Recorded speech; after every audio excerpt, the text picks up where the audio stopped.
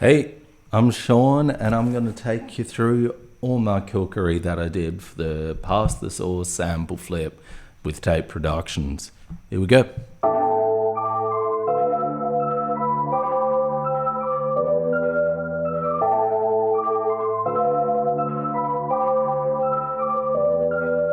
So, this sample, I immediately heard how dark it was, and for someone who doesn't normally make music on his own with a computer, I'm usually in bands, that's a scary space to be in because it can get boring real quick.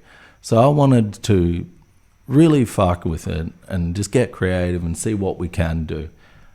So something that I did first that's super fun is just popping an EQ on and just combing out some filters until you hear something cool, like this.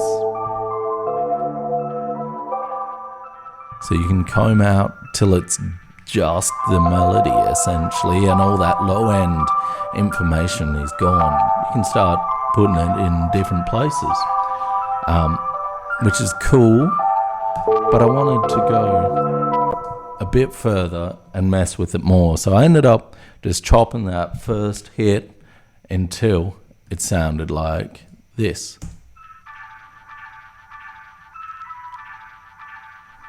Which is cool, but then I wanted even less till it was just one note.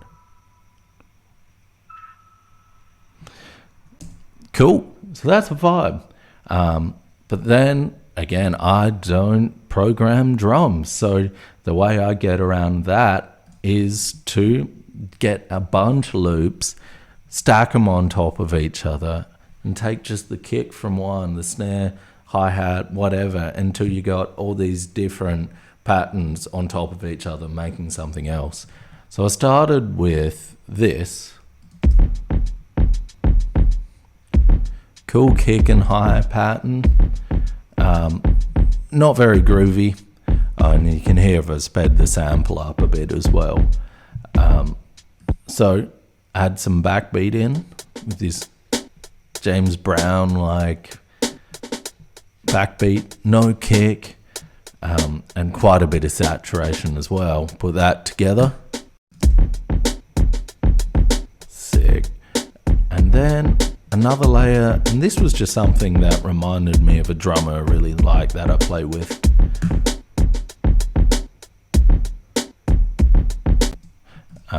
That was no good. Let's hear that.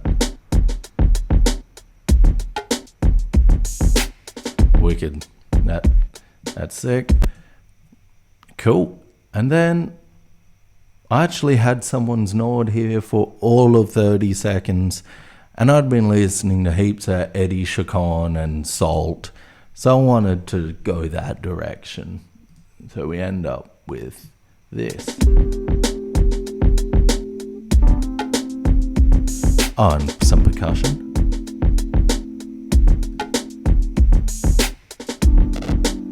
Now, that, always check you've recorded properly before you give away your instruments. Cool. So that's there. Now to add some bass, and I heard this 3 pattern coming throughout it, so I went with that.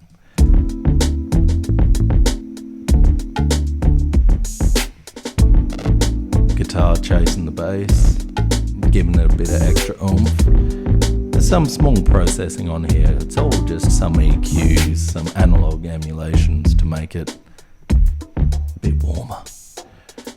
Cool.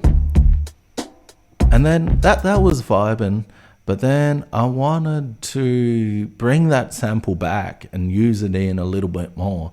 So I took just that first note and threw it in a sampler, and so you end up with a pad. It sounds like this.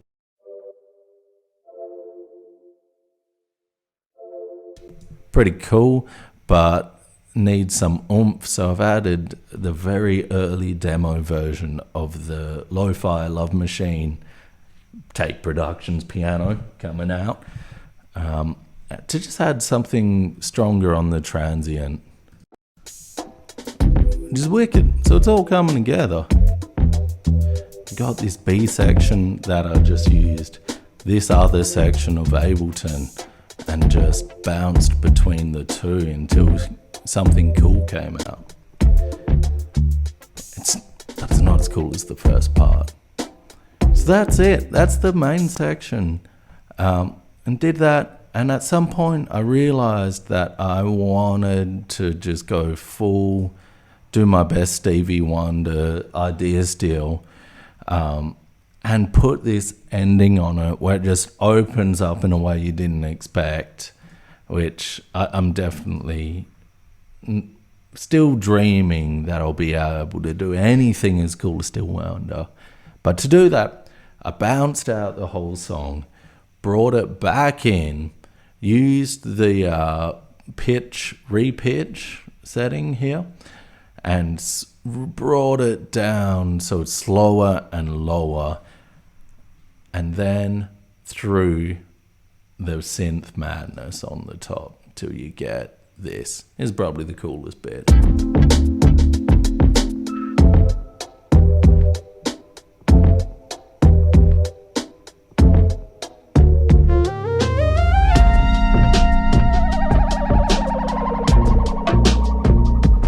That's it.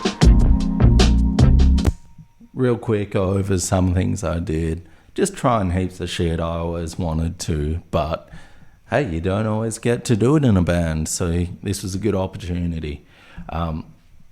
You'll hear the whole thing in a couple of weeks, along with Nathan, Yaku, and Charles. Sick. See ya.